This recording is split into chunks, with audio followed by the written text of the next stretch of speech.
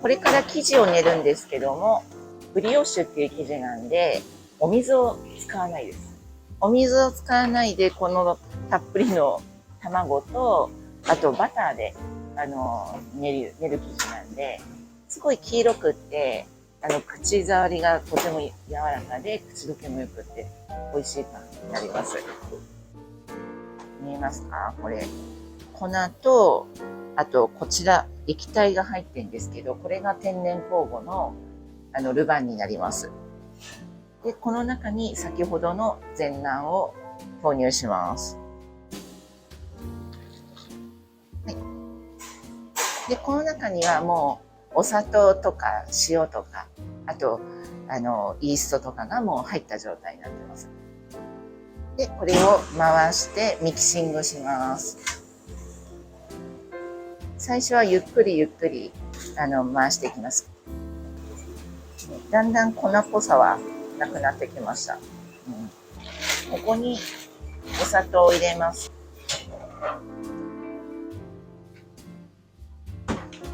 はい。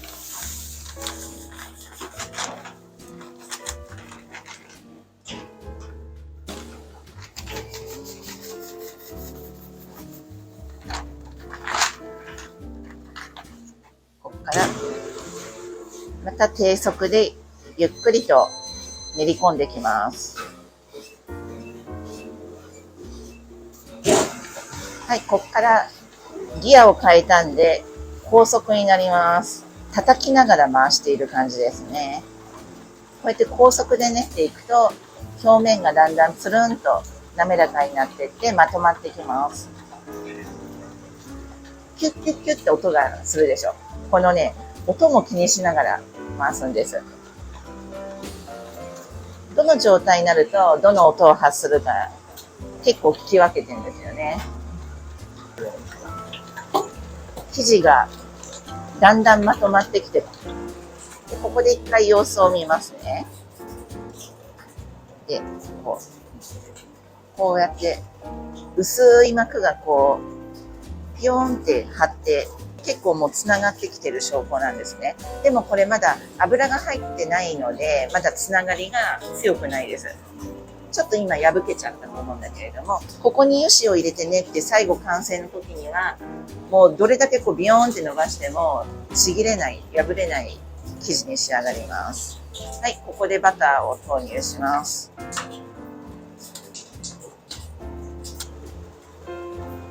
でやっぱりこのバターっていうのはマーガリン以上にこの温度によって硬さがすごい左右されるんですよね。実は卵もキンキンに冷やして、あと粉も砂糖も冷やしてます。まだまだ入ります。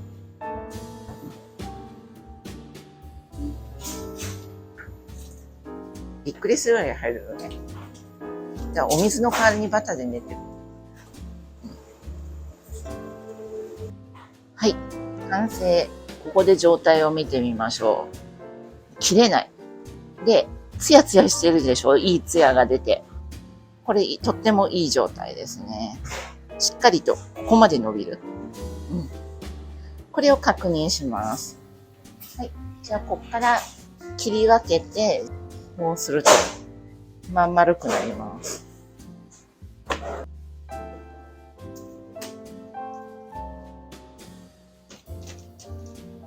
便利な機械ができてるんで、丸めてもらうと。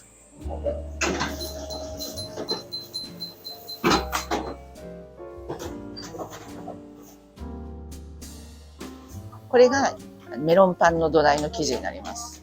ブリオッシュね、これ。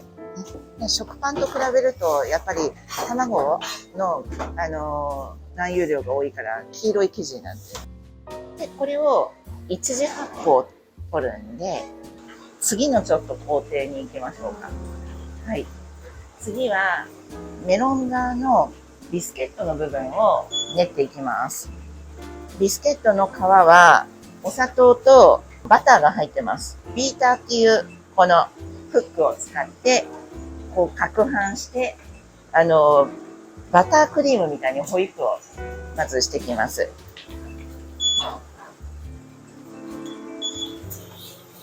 空気をたくさん含ませるのがポイントです。最初は優しく低速から回していきます。これも徐々にね、速度を上げてって、もっと速くなる。空気を含んで、ふわふわになってくると、これが白っぽくなります。すごい白っぽくなって、クリームっぽくなってきましたね。はい。じゃあ、ここで一回混ぜ込みます。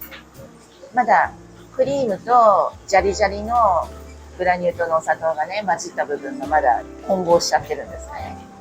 均一にホイップするためには、この作業が欠かせない。でもう一回また続きを。ふわふわなクリームができました。これにまた卵のね、全卵を溶いたものを入れてきます。一気に入れちゃうと、卵とこれはもう油脂の塊なんで分離してっちゃうんですよ。ちょろちょろ何回も分けながら入れてきます。優しくゆっくり練り込んでいきます。これをね、ちょっと何回か繰り返します。元のバタークリームにしっかり空気を含ませてるんで、卵をどんどん入れてってもね、このふかふか具合が保たれてます。最後粉をね、入れ込んでいくんですけども、ここにちょっと秘密が隠されていまして、今回の美味しいけども食べても太りにくいっていうね、まあ、謎のものを粉に合わせて今から入れます。この中に混ぜ込んであります。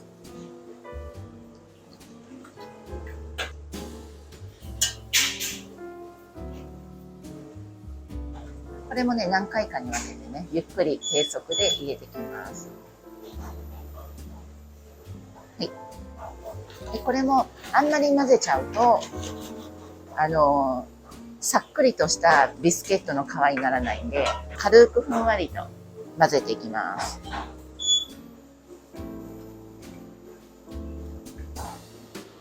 皮がもうほぼほぼ出来上がりました。で、これは焦がしバターのメロンパンなんで、よくほらバニラエッセンスとかバニラオイルって聞くけども、それの焦がしバターのオイル、香り付けで入れます。はい、これで皮はもういい感じに出来上がりました。一回これをね、冷やさなきゃいけないんです。で、冷やして固めたやつを本体の生地の玉粉にかぶせて成形するんで、とっても手間がかかります。ここにさっき作ったビスケットの皮を流し入れます。これを焼くと、サクサクなビスケットの皮になるんですよね。でこの子を一晩冷蔵して固めていきます。これが昨日作った皮でもうカッチカチです。でこの目分量で同じ幅にまずカットしてって、コロコロ円柱状に転がして棍棒みたくするとだいたい大きさが均一になるんで、あとは幅を合わせてカットする。生地って1g、2g 単位でも焼き上がった時の大きさのばらつきって結構目立つ。誰が買っても同じものを売りたいんで、意外にこだわって一個一個 1g 単位きっちり測ってます。皮をつけやすい温度帯でやらなきゃいけないんで、こうやって手で簡単に潰れる硬さにこうするんですよ。これをね、この丸めたブリオッシュに一回こうかぶせます。かぶせて、そこからくるくるくるってこう手のひらでこうつけてあげると、ちゃんと裏まできっちりかぶさるんですね。で、これが表になるんで、ここにグラニュー糖をまぶします。で、最後この網目をね、こうつけるんです。よいしょ。きれいにできました。で、これをこの後二次発酵を取らなきゃいけないんで、また発酵機入れて焼きます。これが発酵を取った後のメロンパン。まだちっちゃいです。これラックインオーブンと言います。最大300個のメロンパンが1回で焼けます。だいたいこれはね、24分焼成します。あと3分で焼き上がります。このやっぱり焼き上がる瞬間って一番楽しいところでね。なんかパン屋さんの醍醐味です。窯から出して急激に外気との温度差が出てしまうと、生地の中に入ってる水分が急激にね、こう、外に飛び出そうとするんですよね。そうすると、パンがね、ちょっと潰れちゃう原因になるんですよ。で、それ、ケービングって言うんですけども、このケービングを防止するために、一回パンに対してショックを与えて、一気に中の、水分を逃がす。で、そのショックを与えた後に仕上げに焦がしバターを表面にハケで塗っていきます。じゃあここでなりましたので、窯出しします。いい感じに焼けてますね。はい。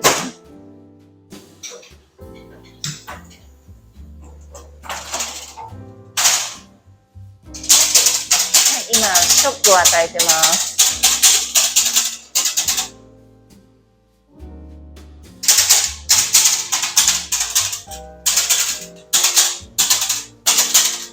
見てこの大きさ。